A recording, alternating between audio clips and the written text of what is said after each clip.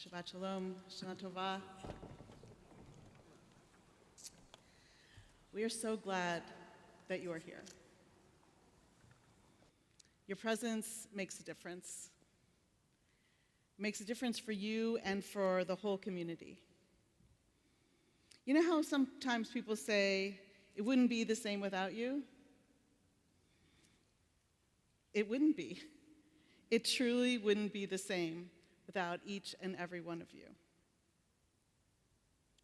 This year, my thoughts on gathering are inspired by two sources, Torah and Burning Man. Yeah, on the surface, they couldn't be more different. Burning Man is an annual event which takes place in the Nevada desert at the end of the summer. It has been described in a variety of ways, including, quote, part dance, part party, part art festival, and part orgy. Everything is permissible as long as it is consensual. I have never participated. On the other hand, Torah is my home. I'm with Torah every day, living it, breathing it, teaching it. I have been captivated by Torah my entire life. Burning Man intrigues me because it is so outside of my experience. To start with, Burning Man is a week of camping in the harsh, brutal desert. When you add in the psychedelics and costumes and public nudity, absolutely no judgment, Burning Man doesn't seem like anything I would be drawn to, or that would even fascinate me to the extent it has, let alone spark a Rosh Hashanah sermon. But it indeed did. There are many not necessarily obvious, but definitely compelling parallels between Burning Man and congregational life. She's laughing. Burning Man participants build a temporary city upon a strong and permanent set of ideals, the 10 principles of Burning Man. 10 principles, 10 commandments, could be a coincidence. Congregations tend to build long-lasting structures. This one is well over a century old, upon a strong and permanent set of principles rooted in Torah and expanded and expounded upon in later sacred texts. In both cases, what we do and what we say can bring the sacred into our lives and into the lives of those with whom we share the experience, the learning, the doing, even merely the being.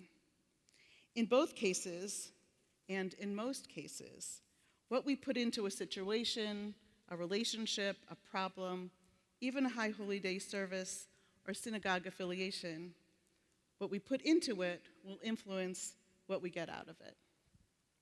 When we strive actively, deliberately, when we reach for connectedness, when we reach higher, we just might glimpse holiness. At Burning Man, there are no spectators. Participants know this going in.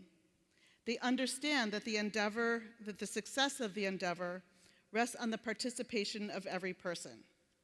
In the literature for Burning Man, this is how the principle is expressed. Our community is committed to a radically participatory ethic. We believe that transformative change, whether in the individual or in society, can occur only through the medium of deeply personal participation. We achieve being through doing. And each and every one of the 70,000 plus souls at Burning Man participates in their own unique way, and everyone is included.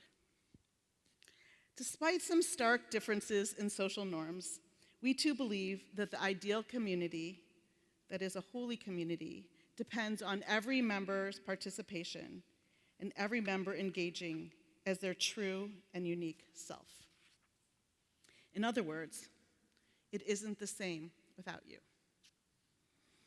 Bringing it closer to home, let's turn our attention to the building of the Mishkan, the portable sanctuary our ancestors built in the desert. The majority of the book of Exodus, which is a lot of chapters, is dedicated to the building of the Mishkan, which the Israelites then carried with them throughout their 40 years of wandering.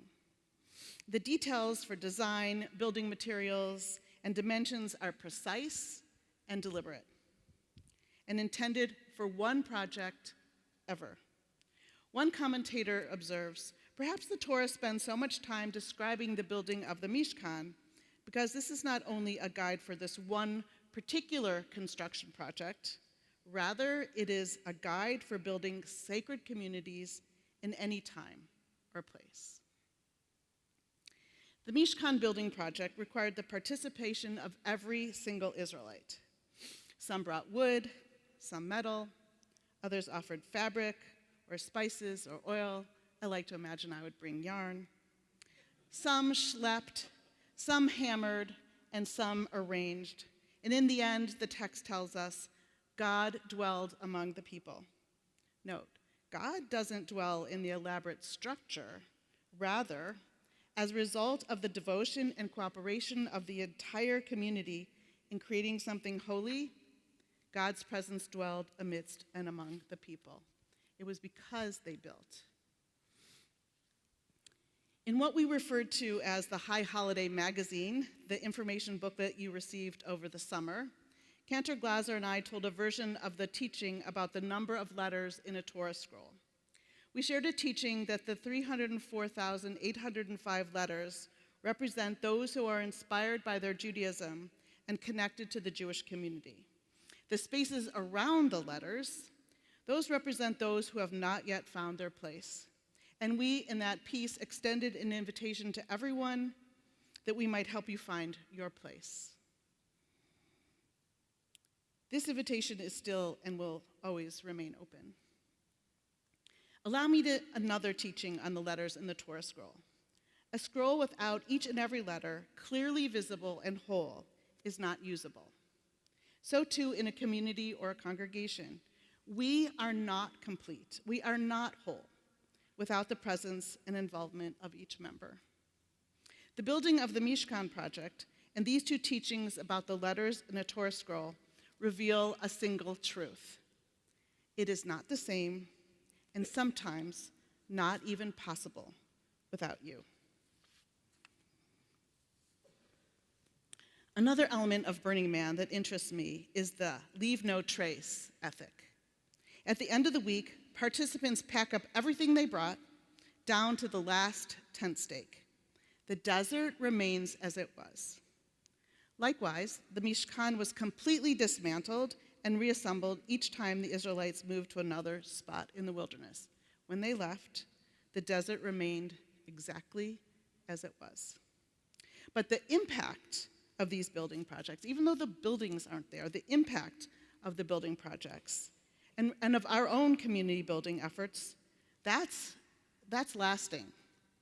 When we build together, a gathering or a community, a meeting, a party even, when we build with intention, what we create will leave deep, lasting impressions on participants. We are hopeful that your active, intentional participation in these services and in the holy work of building and sustaining this congregation will leave an imprint on you. We know that your participation will have an impact on the congregation and all with whom you interact. A few examples of ways you have left a mark on this community just in the last few months. There's 21 of you here tonight, but there's been 23 of you who showed up every Tuesday evening to sing as part of Rosh Hashanah, our congregational choir. What a joy. A group of you signed up to be part of our Welcome Home project, setting up an inviting and comfortable space for a refugee family in Pittsburgh. You are bringing the mitzvah of welcoming the stranger to life. You led Torah study, attended board meetings and committee meetings, and ushered. You made a difference. You made calls to members. You sent cards to people. You gave tours of the Biblical Botanical Garden. Thank you for your acts of welcoming and inclusion. 3 of you became bar mitzvah over the summer and shared your own brand of Torah, including one who brought us the Torah of Taylor Swift. What a blessing. There is no doubt that just as each person was somehow transformed by their participation, for sure, they left an imprint on the community. And maybe they even experienced the sacred, a powerful connection to others and to the Creator. It is the job of this congregation, clergy, staff, leadership, and every member to create together intentional sacred spaces, places to build and deepen relationships with one another, with Jewish tradition, and with the Holy One. This is communal work, it is participatory, and it is holy work. And it all depends on what we say and do and build and how we build together. This year, as we build 5784, how might you leave your mark? I have a few ideas. Introduce yourself to someone new before or after a service or a meeting. Make a coffee date for yourself and keep it, or a play date for your children. It really isn't enough to randomly bump into someone. Let's be intentional about getting to know one another better this year. Will you respond as part of this congregation to alleviating the pain or suffering of someone you might know or someone you might never know? Will you contribute to our food drive with food going to support our neighbors, our literal neighbors? Will you be part of the Welcome Home Project for refugees? Will you deliver soup to the congregation members going through a rough patch, or flowers to someone celebrating a milestone, or something else that I haven't thought of? Will you think about joining the choir, a committee, Women of Road of Shalom, Brotherhood? Maybe you want to volunteer with JJEP or the Family Center or youth activities. Or maybe you want to come to Torah study to share your questions, your insights, your opinions. This is a daunting one, but maybe you would consider chanting or reading Torah or leading a Torah study session. That's for the very committed. But we have people who do it. Suggest a new idea, and then maybe help make it happen. 5784 is temporary. It will become something else in 1 year's time. But this community is long-lasting, is as long-lasting, as meaningful, as impactful, as interesting, colorful, and sacred as we choose for it to be. May we choose with intention and care to build together. Shana Tova.